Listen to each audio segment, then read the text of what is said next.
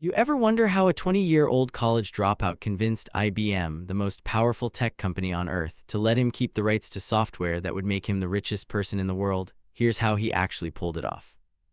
December 1980, IBM headquarters, Boca Raton, Florida. Bill Gates walks into a conference room. He's 24 years old, wearing a wrinkled dress shirt his mom made him buy the night before. His hair's a mess. He looks like he just rolled out of bed, because he basically did. He flew in from Seattle that morning after coding all night.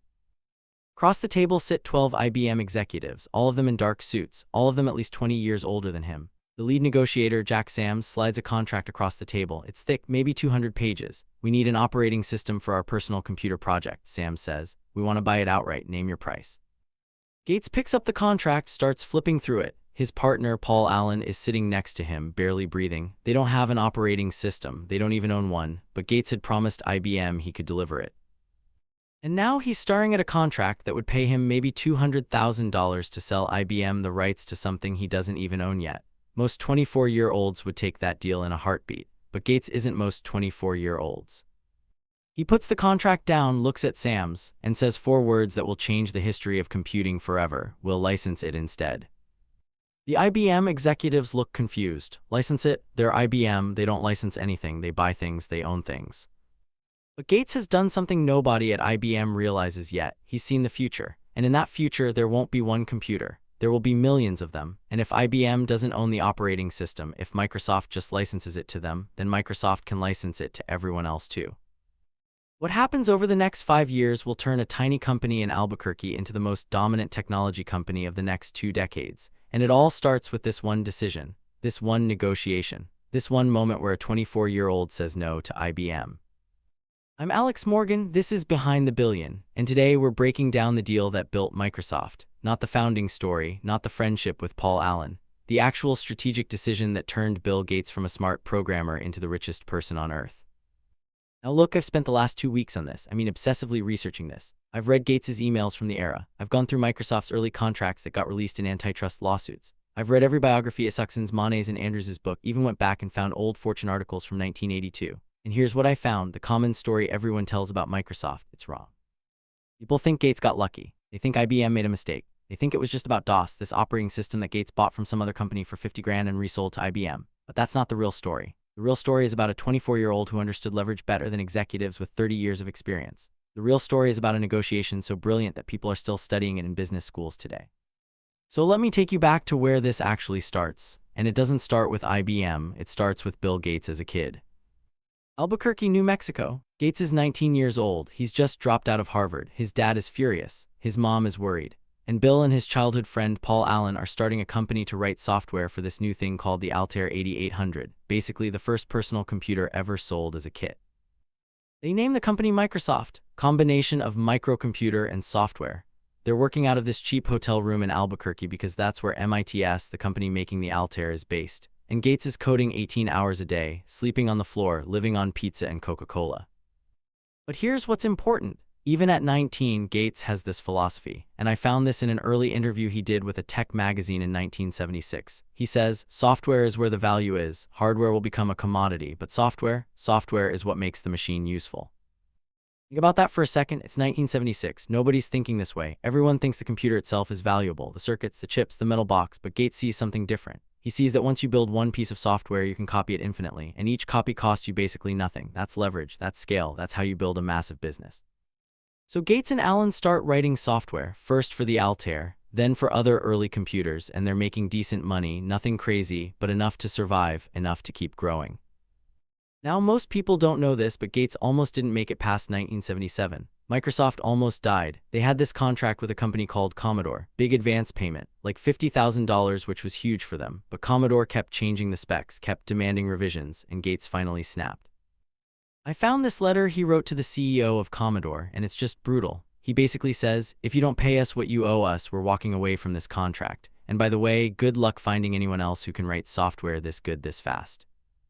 Remember, Gates is 21 years old when he writes this, and he's threatening a company 100 times bigger than Microsoft. But here's the thing, he was right. They needed Microsoft more than Microsoft needed them. Commodore paid, and Gates learned something crucial. If you have something valuable, something nobody else can deliver, you have leverage. You can dictate terms. Fast forward to 1980. Microsoft has grown. They're not huge, maybe 40 employees, revenue around $8 million a year, but they're profitable. They're writing software for Apple, for Commodore, for Radio Shack, and Gates is getting a reputation. People know him as the kid who's obsessed with software, who works insane hours, who negotiates like someone 3 times his age. Then in July 1980, Microsoft gets a call from IBM, and this call changes everything. Now here's where it gets interesting. IBM is building a personal computer. This is massive news. IBM is the biggest, most dominant technology company on Earth. They sell mainframes to Fortune 500 companies. They're worth tens of billions of dollars. They have hundreds of thousands of employees. And they've decided they need to get into personal computers because Apple is starting to get traction. The Apple II is selling really well, and IBM doesn't want to miss this market. But IBM has a problem. They need to move fast. Usually when IBM develops something, it takes them 5 years. They build everything in-house. They control everything. But they don't have 5 years. Apple's growing, other competitors are emerging, so IBM does something they've never done before. They decide to use outside suppliers. They need a microprocessor, they go to Intel. They need an operating system, and somehow someone at IBM recommends they talk to Bill Gates. Now the story everyone knows is that IBM originally wanted to talk to Gary Kildall, this guy who created an operating system called CP/M, and supposedly Kildall blew the meeting off to go flying in his airplane. And IBM ended up at Microsoft instead. But I've dug into this, and the truth is more complicated. Gates and IBM actually knew each other already. Microsoft had been doing some work for IBM, small projects, and Gates had been building relationships there. He'd been flying to Boca Raton, meeting with IBM executives, positioning Microsoft as a serious software company. So when IBM needed an operating system, Gates was already on their radar. The IBM executives fly to Seattle, August 1980. They show up at Microsoft's offices, which honestly aren't impressive. It's this building in a suburb, kind of rundown, definitely doesn't scream technology powerhouse. But IBM doesn't care, they need software. It sits down with Jack Sams and a few other IBM executives, and they lay out what they want. They're building a personal computer. They need an operating system, something that can handle basic computing tasks, run programs, manage files, nothing too fancy. They want to own it outright. They'll pay Microsoft to develop it, and then IBM owns it forever. Most people in Gates' position would say yes immediately. This is IBM. This is the biggest tech company on Earth. This is a guaranteed payday, but Gates doesn't say yes. Instead, he says something that shocks the IBM executives. He says, actually, I think you should talk to Gary Kildall about CP/M. His operating system would work well for what you need. Now, why would Gates send IBM to a competitor? This sounds insane, right? But Gates is playing a longer game. He knows IBM is going to talk to multiple companies anyway, and if he seems too eager, too desperate, he loses leverage. By recommending Kildall, Gates looks confident, professional, like someone who's not worried about losing the deal. So IBM goes to talk to Kildall, and this is where the famous story happens. Supposedly, Kildall goes flying instead of meeting with them. His wife handles the meeting poorly, and IBM gets frustrated. But the real issue is that Kildall wants to charge IBM $200,000 for CP/M, and he wants certain terms that IBM doesn't like. IBM comes back to Gates. Kildall's not working out. Can you deliver an operating system or not? And this is where Gates makes his first brilliant move. He says yes, even though Microsoft doesn't have an operating system. Even though they've never built one, he just says yes because he knows he can figure it out. Here's what actually happened next. Gates knows there's a guy in Seattle named Tim Patterson who works for a company called Seattle Computer Products. And Patterson has built an operating system called QDOS, Quick and Dirty Operating System. It's basically a clone of CP/M, not as polished, but it works. Gates calls Patterson, asks if he can license QDOS. Patterson says sure. The license fee, $25,000. Gates pays it immediately. Then a few months later, Gates goes back and buys QDOS outright for another $50,000. So Gates spends $75,000 total to acquire an operating system that he's about to license to IBM. But here's what's genius. He doesn't tell IBM he bought it. He just says Microsoft has developed an operating system, which is technically true. They renamed QDOS to MS-DOS, made some modifications, but fundamentally Gates bought it. Now we get to December 1980, the negotiation I started with. Gates flies to Boca Raton. IBM has drafted a contract. They want to buy MS-DOS outright. They're offering somewhere between $50,000 and $200,000. The exact number varies depending on which source you read, but the point is they want to own it, forever, exclusively.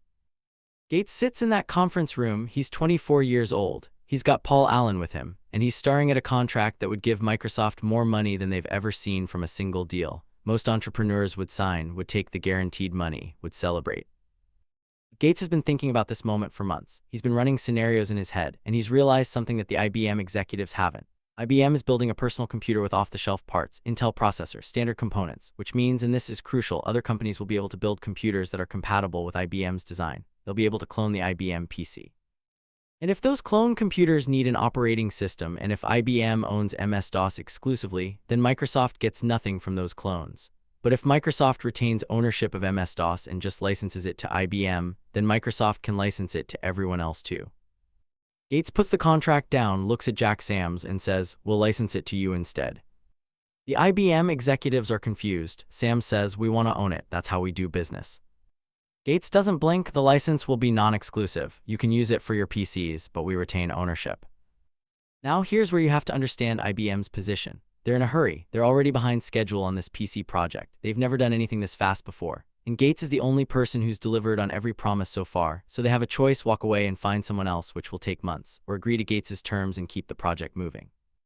They agree. IBM licenses MS-DOS from Microsoft. The fee is something like $80,000 per year plus a small royalty per computer sold. It's not a huge amount of money upfront, but Gates doesn't care about upfront money. He cares about ownership.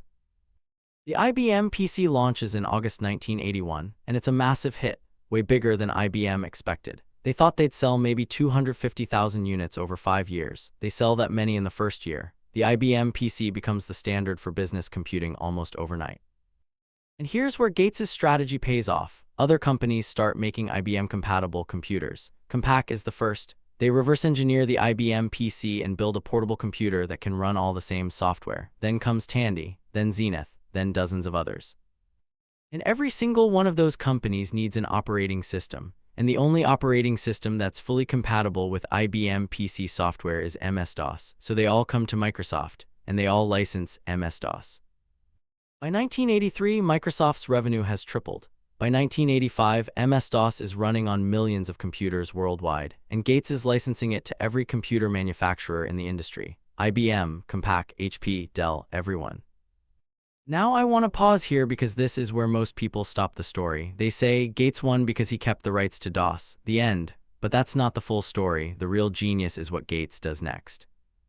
Microsoft's office is in Bellevue, Washington. Gates is in a meeting with his development team. They're working on the next version of DOS, and one of his engineers says, "You know, Apple's doing really well with their graphical interface. The Macintosh is coming out next year. Maybe we should think about graphics too." Gates has actually been thinking about this for a while. He knows that typing commands in DOS is clunky. Normal people don't want to type dir to see their files. They want to click on things, see pictures, use a mouse. So Gates makes a decision that will define the next phase of Microsoft. He announces they're building Windows, a graphical operating system that sits on top of DOS. Now here's where it gets complicated. Apple has just spent millions developing the Macintosh. They've created this beautiful graphical interface. And Gates tells Apple he wants Microsoft to write software for the Mac. He convinces Steve Jobs to let him see the Mac before it launches so Microsoft can develop Excel and Word for it. Jobs agrees, shows Gates the Mac, and Gates's team studies every detail of how the graphical interface works. Then Microsoft announces Windows, and Jobs goes ballistic. He calls Gates, and this conversation is famous. It's recounted in multiple books. Jobs is screaming, "You ripped us off, you stole our interface." Gates stays calm, and he says something that just destroys Jobs. He says, "Well, Steve, I think there's more than one way of looking at it. I think it's like we both had this rich neighbor named Xerox, and I broke into his house to steal the TV set, and I found out you had already stolen it." Because here's the thing, Apple got the idea for graphical interfaces from Xerox PARC. They saw a demo of the Xerox Alto computer and copied the basic concept. So Gates is essentially saying, "You can't accuse me of stealing when you stole it first." But the deeper truth is this: Gates doesn't think ideas belong to anyone. He thinks execution matters, implementation matters, and Microsoft can implement a graphical interface that works on any PC, not just expensive Apple computers. Windows 1 launches in 1985, and honestly it's not great, it's slow, it's buggy, lots of people hate it, but Gates doesn't care, he keeps improving it. Windows 2 comes out, then Windows 3, and Windows 3 is the one that finally clicks. It's fast enough, stable enough, and it runs on cheap PCs that normal people can afford. By 1990, Windows is everywhere, and Microsoft isn't just making money from DOS licenses anymore. They're making money from Windows, from Word, from Excel. They're building a software empire. Here's where Gates' original strategy with IBM compounds, because Microsoft doesn't just own DOS. They own the entire software stack, the operating system, the applications, everything. And because they license DOS to everyone, they're on every PC in the world, which means when they launch new software, they have instant distribution to hundreds of millions of users.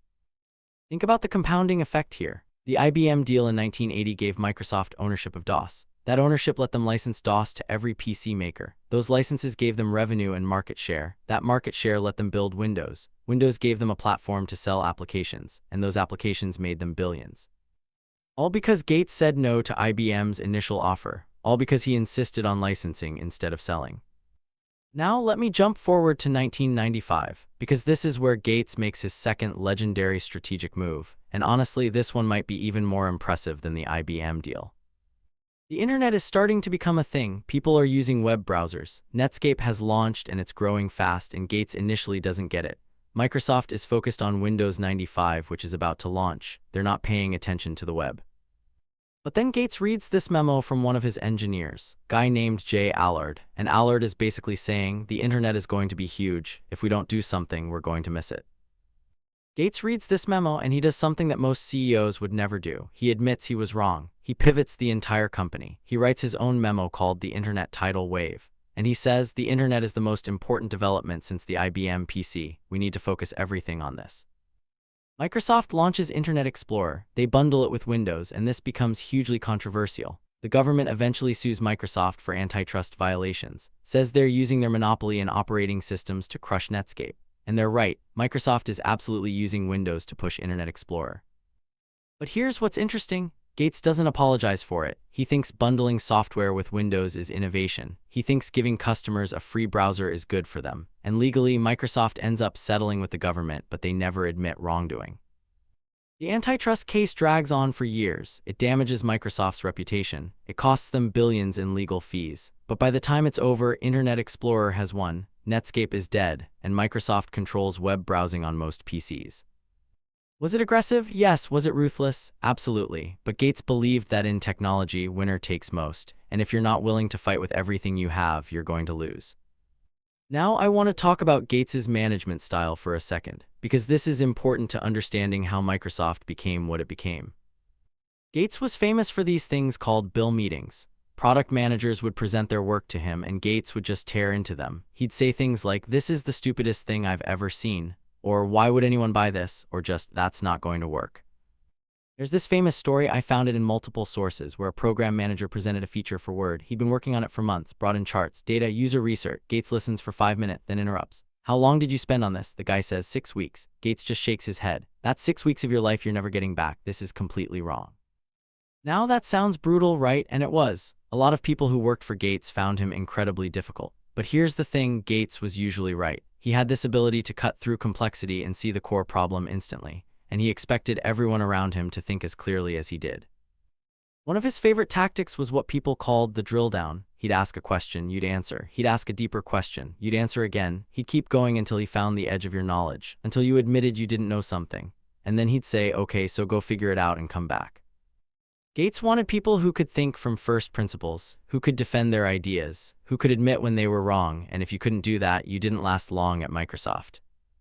But here's what people often miss: Gates could also admit when he was wrong. The internet pivot is the perfect example. He missed the internet initially, and instead of doubling down on being wrong, he changed his mind. That's rare. Most executives get defensive. Gates got curious. Okay, so let's talk about the money for a second. Because Gates becomes the richest person in the world in the late 1990s, and people have complicated feelings about this. Microsoft goes public in 1986. The IPO price is $21 per share. Gates owns 45% of the company. His net worth on paper is something like $350 million instantly. He's 30 years old. The stock keeps going up. By 1995, Gates is worth $12 billion. By 1999, he's worth over $100 billion. He's the first person in history to be worth that much. And people start asking, does anyone need that much money? Is it fair that Gates is worth more than some countries? Gates's response is interesting. He says, "I didn't take this wealth from anyone, I created it. Microsoft created software that made computers useful. That created value for millions of people. The wealth is just a reflection of that value."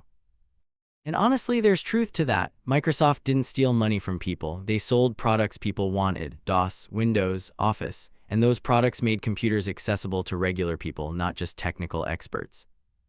But there's also truth to the criticism. Microsoft used aggressive tactics. They copied competitors. They bundled products to crush rivals. They made it incredibly hard for alternatives to succeed. So is Gates a genius entrepreneur who created massive value? Yes. Was he also ruthless and willing to cross ethical lines? Also yes, both things can be true. Now let me jump to 2000, because this is where Gates makes a decision that surprises everyone. He steps down as CEO, promotes his right-hand guy, Steve Ballmer, and Gates becomes chief software architect. People are shocked. Why would the richest person in the world at the height of his power step back? And Gates's explanation is pretty simple. He says, "I'm not as good at the operational stuff as Steve is. I want to focus on technology and product vision." And then in 2008, Gates leaves Microsoft entirely, shifts to running the Bill and Melinda Gates Foundation full-time. And this is where Gates's story gets really interesting, because he takes all that wealth, tens of billions of dollars, and pours it into philanthropy. The Gates Foundation focuses on global health, vaccines, malaria prevention, polio eradication. They spend billions fighting diseases in Africa and Asia, and Gates approaches it the same way he approached Microsoft, with data, with metrics, with a focus on scale and impact. He writes these annual letters where he breaks down exactly where the money went, what worked, what didn't. It's classic Gates, analytical, detailed, obsessed with measuring results. But here's where it gets complicated. Some people criticize the Gates Foundation. They say Gates is using his wealth to shape global policy, that he's essentially privatizing public health decisions, that one person shouldn't have this much influence. And again, there's truth to this. Gates is unelected. Nobody voted to give him power over vaccine policy or education reform, but he has that power because of his wealth, and he uses it to push his ideas about what works. Gates's response is basically, "I'm trying to save lives. We're funding vaccines that governments won't fund. We're solving problems that nobody else is solving." And the numbers support him. The Gates Foundation has helped vaccinate hundreds of millions of children, has contributed to massive reductions in malaria and polio. So is it problematic that one person has this much influence? Yeah, probably. But is it also true that Gates is genuinely trying to do good? Also, yeah. Now I want to circle back to that original IBM negotiation, because I think there are some deeper lessons here that apply way beyond Microsoft. First lesson, ownership matters more than upfront payment. Gates could have sold DOS to IBM for a few $100,000. That would have been great money in 1980, but he gave up that short-term cash for long-term ownership, and that ownership compounded into tens of billions of dollars of value. This is something you see again and again with successful founders. They optimize for equity, not salary. They optimize for control, not quick exits, because they understand that if you're building something valuable, the long-term upside is exponentially larger than any upfront payment. Second lesson, platforms beat products. Gates didn't just want to sell one product to IBM, he wanted to own the platform that every computer ran on, because once you own the platform, you control the ecosystem. You collect rent on everything that happens on that platform. This is why Apple is worth $3 trillion today. It's not because the iPhone is a great product, it's because the iPhone is a platform, and Apple takes 30% of every transaction on that platform. That's platform power. Third lesson, be willing to pivot when you're wrong. Gates missed the internet initially, and he could have dug in, could have insisted that Windows mattered more than the web, but he didn't. He changed his mind, pivoted the company, and that pivot saved Microsoft from becoming irrelevant. Fourth lesson, speed is a competitive advantage. Gates always moved fast. When IBM needed an operating system in months, he said yes and figured it out. When the internet emerged, he pivoted the whole company in weeks. Speed creates opportunities. Hesitation kills them. Fifth lesson, distribution is everything. Gates understood that being on every PC mattered more than having the best technology. DOS wasn't technically superior to other operating systems, but it was everywhere, and being everywhere meant Microsoft could build on top of that distribution. This is something modern founders forget. They think product quality is all that matters, but distribution matters more. If people can't find your product, it doesn't matter how good it is. Now let's talk about how this applies today, because the patterns Gates used are showing up everywhere in modern tech. Look at what Meta did with Instagram and WhatsApp. They bought these platforms and integrated them into their ecosystem. Now they control how billions of people communicate. That's pure Gates' strategy: own the platform, control the distribution. Look at what Amazon did with AWS. They built cloud infrastructure for themselves, then realized they could rent it out to everyone else. Now AWS makes more profit than Amazon's retail business. That's licensing strategy. That's the IBM deal all over again. Look at what Apple is doing with the App Store. They force every app to go through their platform. They take 30% of every transaction. Developers complain, but they can't leave because that's where all the users are. That's platform power. That's exactly what Microsoft had with Windows. The tactics are different, the technology is different, but the underlying strategy is identical to what Gates figured out in 1980. And here's what's wild, this strategy is becoming even more powerful now with AI. Look at what OpenAI is doing with ChatGPT. They're not just building a chatbot, they're building a platform. They want every developer to build on top of their APIs. They want to be the operating system for AI. Or look at what NVIDIA is doing with their chips. They don't just sell GPUs. They own the software stack that developers use to program those GPUs. If you want to train AI models at scale, you basically have to use NVIDIA. That's platform power. The lesson is timeless. If you can own the platform that everyone else builds on top of, you win. And that's what Gates figured out 45 years ago. Now I want to address something that comes up whenever we talk about Gates. The criticisms, the controversies, because there are real issues with how Microsoft operated. Microsoft was investigated for antitrust violations multiple times. In the US, in Europe, they paid billions in fines, and a lot of those investigations found real problems. Microsoft did abuse their monopoly position. They did make it hard for competitors to succeed. There's this famous quote from one of their competitors, I think it was the CEO of Novell, who said, "Competing with Microsoft is like playing football where the other team gets to make up the rules as they go." And that was true. Microsoft would change Windows to break competitors' products. They'd bundle software to undercut rivals' pricing. They'd sign exclusive deals with PC makers to keep alternatives off the market. Gates's defense was always, we're competing hard, but we're competing legally. And technically, most of what Microsoft did was legal, but just because something is legal doesn't mean it's ethical. There's also criticism around Microsoft's products. Windows was buggy for years, it crashed constantly, security was terrible, and Microsoft had so much market power that they didn't have to fix these problems quickly. Users couldn't switch to alternatives because everything ran on Windows. So yeah, Microsoft's dominance had real costs. It slowed innovation in some areas, it made computing more frustrating for millions of users, and Gates has to own some of that. But here's the complicated part, Microsoft also made computing accessible. Before Windows, most people couldn't use computers, they were too technical, too complicated. Windows, for all its flaws, made computers something normal people could buy and use, and that had massive positive impact. So you end up with this tension. Did Microsoft do things that were anti-competitive and harmful? Yes. Did Microsoft also democratize computing and create enormous value? Also yes. And I think Gates himself has become more reflective about this over time. In interviews now, he admits Microsoft made mistakes. He says he wishes they'd focused more on mobile earlier. He says the antitrust battles were distracting and painful. But he doesn't apologize for being competitive. He still believes that in technology you have to fight to win, and if you're not willing to fight, someone else will beat you. Let me tell you about one more moment that I think captures Gates perfectly. It's 1997. Steve Jobs has just returned to Apple. The company is dying. They've got maybe 90 days of cash left, and Jobs does something nobody expects. He calls Gates and asks for help. Jobs and Gates have been rivals for 15 years at this point. They've publicly trashed each other. Jobs has called Gates a thief. Gates has called Apple's products overpriced toys, but now Jobs needs money, and he asks Gates if Microsoft will invest in Apple. Gates agrees to invest $150 million, but he negotiates terms. Microsoft gets to keep making Office for Mac. Apple has to make Internet Explorer the default browser on Mac, and Apple has to drop certain patent lawsuits against Microsoft.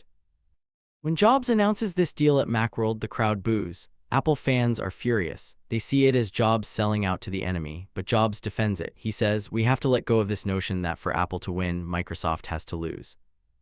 And Gates is completely pragmatic about it. He wants Office to succeed on Mac. He wants Apple to survive because if Apple dies, Microsoft looks like an even bigger monopoly. And he gets Microsoft's legal problems with Apple resolved. It's a win for everyone. That's Gates in a nutshell. He's not emotional about competition. He's calculating. He sees the angles. He makes deals that benefit Microsoft, and he moves on. Okay, so let's bring this full circle. Because I started by asking how a 24-year-old convinced IBM to let him keep the rights to software that would make him the richest person in the world. And I think the answer comes down to a few things. First, Gates understood leverage. He knew that IBM needed to move fast more than they needed to own DOS, and he used that time pressure to get the terms he wanted. Second, Gates saw the future. He understood that computers were going to become commodities, that there would be clones, and that software would be the valuable layer, so he positioned Microsoft to capture that value. Third, Gates was willing to take risks. He promised IBM an operating system he didn't have. He bet his entire company on that promise, and then he figured out how to deliver. Fourth, Gates compounded his advantages. The IBM deal gave him distribution. Distribution gave him revenue. Revenue funded Windows. Windows gave him a platform. The platform enabled Office and Internet Explorer, each success built on the previous one. And fifth, Gates was ruthlessly focused on winning. He didn't care about being liked. He didn't care about playing nice. He cared about building a dominant company, and he was willing to do what it took to win. Now you can debate whether that level of competitiveness is good or bad. You can argue about the ethics of Microsoft's tactics, but what's undeniable is that it worked. Gates built Microsoft into one of the most valuable companies in history, and it all traces back to that moment in 1980 when he said no to IBM. Here's what I keep coming back to: Gates was 24 years old when he made that decision. 24. Most people at 24 are figuring out their first job. Gates was negotiating with the most powerful tech company on earth, and he had the confidence and the vision to dictate terms. That takes a specific kind of person, someone who believes they can see things other people can't, someone who's willing to bet everything on that vision, someone who's comfortable telling people twice their age that they're wrong. And that's probably the most important lesson from Gates' story. The biggest strategic decisions, the ones that really matter, often look wrong in the moment. They look risky, they look arrogant, everyone tells you not to do them. But if you're right, if you've seen something real, then that decision compounds into something massive. And years later, people study what you did and call it genius. But in the moment, it just feels like a bet. A really big, really scary bet. Gates made that bet, he was right, and the rest is history. One last thing I want to mention, and this is something I found really interesting in my research: Gates has been asked hundreds of times, what would you do differently? And his answer is always some version of, I'd start Microsoft today. He's not nostalgic about the past. He doesn't think the 1980s were the golden age of tech. He thinks right now is the golden age because the problems are bigger, the opportunities are bigger, the impact you can have is bigger. And I think that perspective is revealing. Gates isn't someone who peaked in his 20s and spent the rest of his life talking about the good old days. He's someone who keeps looking forward, keeps finding new challenges. First it was software, then it was philanthropy, now it's climate change and pandemic prevention. That restlessness, that constant drive to tackle the next big problem, that's maybe the most Gates thing about Gates. He's never satisfied, never done, always looking for the next mountain to climb. And whether you like Gates or not, whether you think his tactics were fair or not, you have to respect that drive, that refusal to coast, that insistence on staying in the arena. So that's the story. That's how Bill Gates turned a single negotiation with IBM into a $500 billion empire. That's how a 24-year-old college dropout became the richest person on earth. That's how one decision in 1980 shaped the next 40 years of technology. Was it genius? Was it luck? Was it ruthlessness? Honestly, probably all three. But what's clear is that Gates saw something nobody else saw. He understood platforms before anyone was talking about platforms. He understood software economics before there was a software industry. And he executed on that vision with focus and intensity that few people can match. The IBM deal in 1980 set everything in motion. But it was what Gates did after, the compounding, the platform building, the relentless competition, that turned that initial advantage into lasting dominance. And the strategies he used, they're still the playbook for every tech company today. Own the platform, control distribution, move fast, compound your advantages. That's how you build a billion-dollar company. That's how you build a trillion-dollar company. That's what I found in the research. That's the pattern. I'm Alex Morgan. This is Behind the Billion. Alright, so that's the deep dive on Bill Gates and the IBM negotiation that changed everything. That's how one decision in 1980 to license instead of sell created 40 years of compounding advantages. That's how you turn a $75,000 operating system into a $500 billion empire. Look, if this kind of research and storytelling is valuable to you, if you want to understand how these billion-dollar companies were actually built, not just the surface-level story but the real strategic decisions, the actual negotiations, the specific moments that mattered, hit that subscribe button. I release new episodes every single day, deep dives into founders, companies, and the strategies that built empires. Tomorrow's another founder, another near-impossible situation, another set of decisions that changed an entire industry. I'm Alex Morgan. Thanks for listening to Behind the Billion Retry.